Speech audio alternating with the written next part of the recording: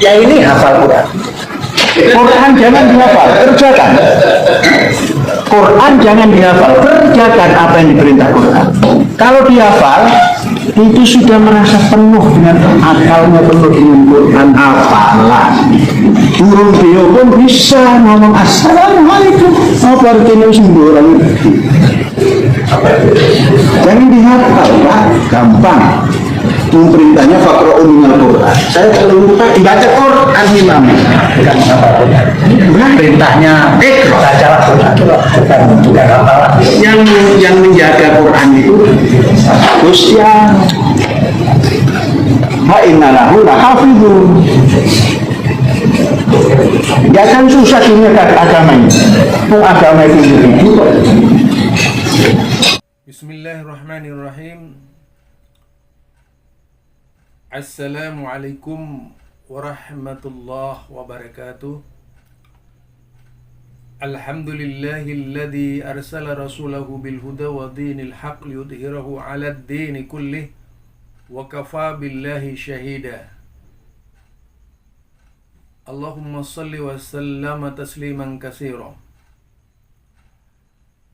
Fa inna ahsanal kalami kalamullah wa khairul huda huda Muhammad sallallahu alaihi wasallam wa syarrul umuri muhdatsatuha. Kembali bersama saya Zulkarnain El-Maduri. Kali ini saya ingin membahas tentang orang yang hafal Al-Quran itu sama dengan burung beo yang disebarluaskan oleh tokoh,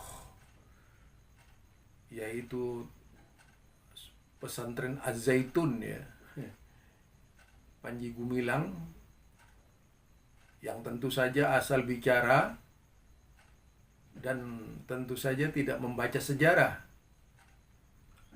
Sebagaimana yang kita ketahui, Al-Quran yang ada di tangan kita sekarang ini, Al-Quran yang dicetak berupa lembaran-lembaran kertas sekarang ini,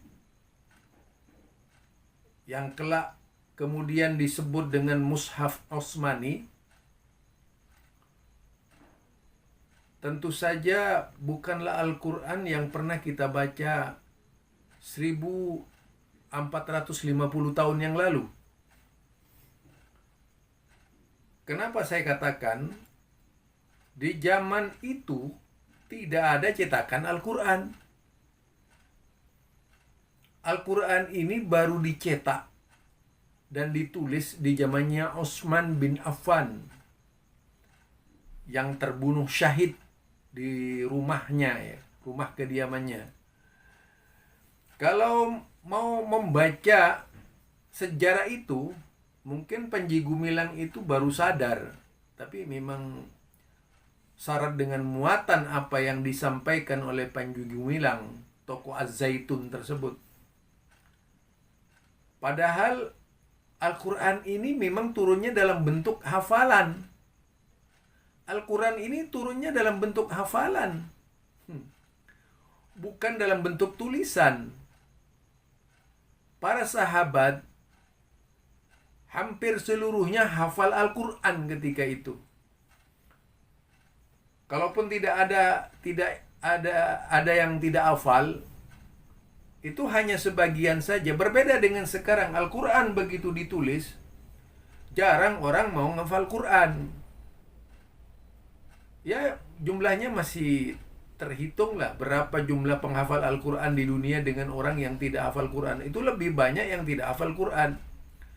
Padahal kalau melihat sejarah Nabi, pada waktu itu di kalangan sahabat, Al-Quran tidak pernah diterima dalam bentuk tulisan. Itu. Jadi Al-Quran itu tidak pernah ditulis. Al-Quran ini sangat baru ditulis ya.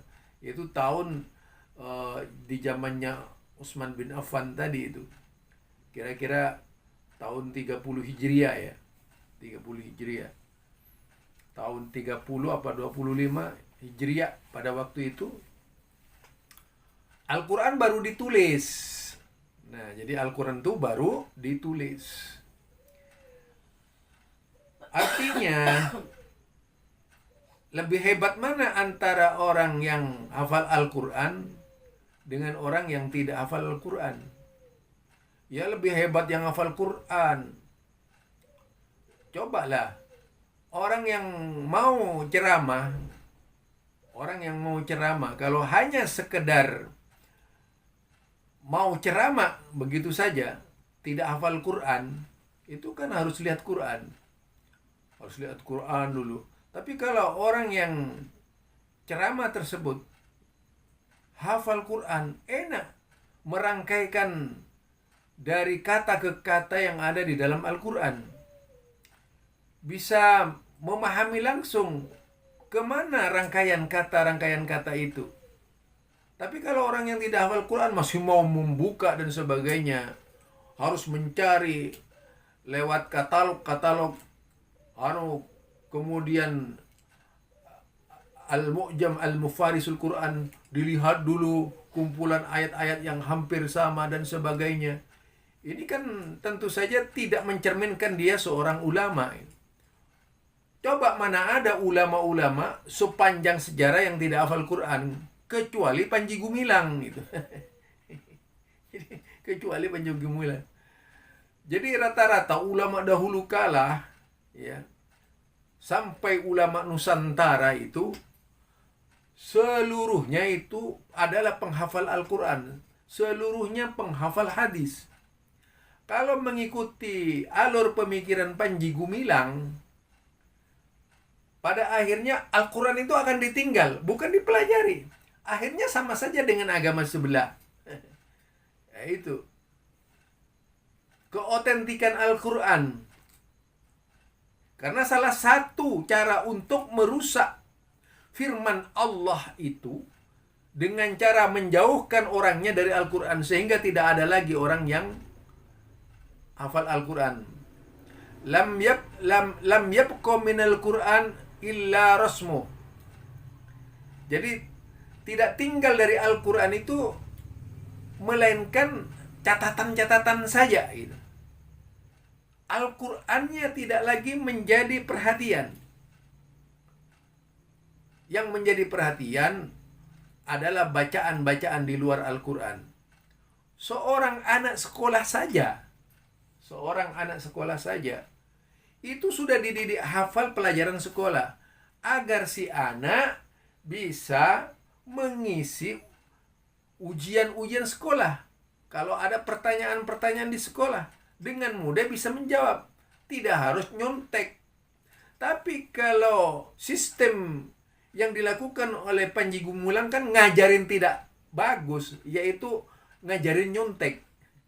Kenapa ketika Panji Gumilang berbicara seperti ini, orang-orang yang ngaku aswaja diam gitu ya, menyamakan hafal Al-Quran dengan burung bio? Jangan-jangan sepakat aja orang-orang aswaja itu ya dengan gaya-gaya Panji Gumilang. Karena terus terang saja yang resah dengan perkataan Panji Gumilang ini orang-orang yang benar-benar memiliki kecemburuan tinggi terhadap Islam. Tapi mereka yang diam itu umumnya loh, itu ini aswaja kayaknya. Diam aja itu, yang ngaku-ngaku aswaja itu. Coba kalau ada Wahabi, aduh luar biasa, menanggapi pendapat-pendapat Wahabi. Lah begitu Panji Gumilang berbicara Islam tidak standar keislaman, membisu semua orang-orang aswaja, termasuk Departemen Agama itu diam gitu. Yang teriak-teriak Wahabi sekelas Ar-Razi, Idrus Ramli dan sebagainya, pada diam semuanya, bungkam itu. Yang teriak-teriak Wahabi seperti Kiai Haji Mustamar, bungkam seluruhnya. Tidak membantah perkataan Panji Gumilang yang nyata-nyata keluar dari tuntunan agama. Apalagi dengan terang-terangan dia ngaku sebagai seorang komunis dan sebagainya. Ini perlu dipertanyakan ini. Nah, barangkali ini ya. Jadi Al-Quran itu sejak zaman Rasulullah Sallallahu Alaihi Wasallam, di zaman Nabi, Al-Quran dihafal. Nggak mungkin lah kalau kemudian mau menjadi imam harus pakai Quran dan sebagainya, kayak orang-orang di luar sana itu. sambil menyanyi-nyanyi buka kitab gitu. Enggak begitu di dalam Islam. Kita tahu disiplin ilmu Islam itu adalah disiplin ilmu hafalan. Ya. Dan kita tahu seluruh sahabat Nabi adalah penghafal Al-Quran. Kecuali sedikit saja dari antara mereka yang tidak menghafal Al-Quran. Bahkan Nabi Muhammad sallallahu alaihi wasallam itu penghafal Quran. Seluruh imam-imam khilafah ketika itu adalah penghafal Al-Quran, termasuk Ali bin Abi Thalib.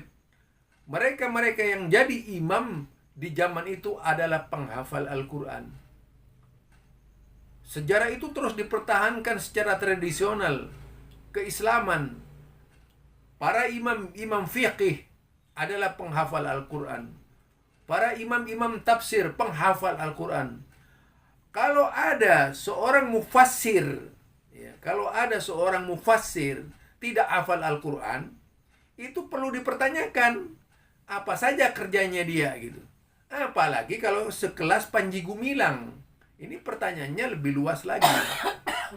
Jadi Al-Quran yang turun kepada kita itu bukan dalam bentuk tulisan, dalam bentuk Al-Quran catatan seperti sekarang ini turun jatuh dari langit langsung. Tidak begitu. Tetapi Al-Quran yang turun kepada Nabi Muhammad sallallahu alaihi wasallam dalam bentuk hafalan. Jadi dalam bentuk hafalan. Demikian juga para sahabat menghafal dari Rasulullah sallallahu alaihi wasallam. Para tabi'in menghafal dari kalangan sahabat. Para tabi'in menghafal dari kalangan tabi'in. Begitu seterusnya. Mentradisi hafalan-hafalan itu. Berbeda jauh antara orang yang hafal Al-Quran dengan orang yang tidak hafal Al-Quran. Biasanya orang-orang yang tak hafal Al-Quran itu asal berbicara ketika menguraikan persoalan agama. Ya, sekelas Panji Gumilang lah. Mudah-mudahan Panji Gumilang ini diberi petunjuk oleh Allah Subhanahu wa ta'ala, dibimbing oleh Allah ke jalan yang benar, sehingga tidak mempengaruhi umat dari jalan yang benar menjadi orang yang sesat. Barangkali ini saja. Mudah-mudahan kita semuanya tetap menjadi penghafal Al-Quran, karena berbeda sekali nilainya orang yang hafal Al-Quran dengan orang yang tidak hafal Al-Quran.